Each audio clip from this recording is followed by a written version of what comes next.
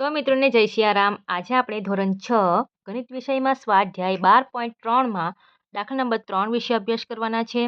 છેલ્લા 3 દિવસમાં 276 મીમી વરસાદ પડ્યો. 3 દિવસમાં 276 મીમી વરસાદ પડ્યો.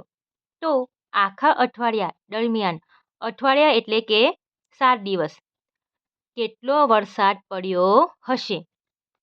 વરસાદ એક સરખા દરે પડે છે તેમ ધારો. તો અહીં 3 દિવસમાં 276 મીમી વરસાદ પડે છે.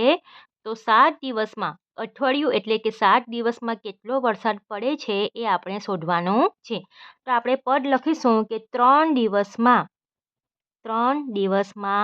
પડેલ વરસાદ બરાબર 276 મીમી.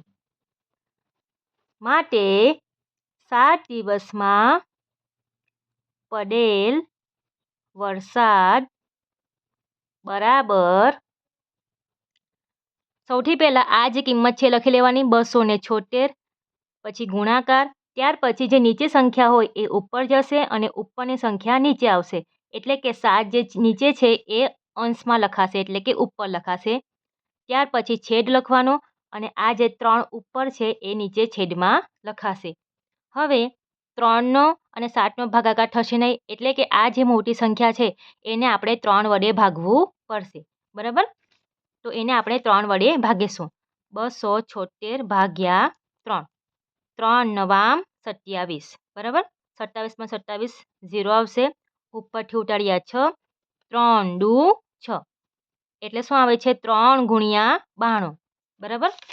તો 276નો અવયવ 3 ગુણ્યા 92 અને આ 7નો ગુણ્યા 7. છેદમાં આ 3નો 3. 3 અને 3 કેન્સલ. ઉપર કેટલા વધ્યા? 92 ગુણ્યા 7. હવે આપણે 92 અને 7નો ગુણાકાર કરીશું. તો 92 ગુણ્યા 7. 7 દુ 14 વડી 1. 7 નવામ 63. 63 ને 1 64. 644. તો 644 અને આ એકમ શું છે? મીમી. એટલે કે 644 મીમી વરસાદ પડે છે. કેટલા દિવસમાં? 7 દિવસમાં.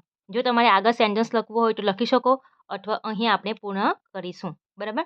તો આ પ્રમાણે આપણો દાખલા નંબર 3 જે છે એ પૂર્ણ થાય છે. વિડીયો પસંદ આવ્યો હોય તો વિડીયોને જરૂરથી લાઇક કરજો, મિત્રોમાં શેર કરજો.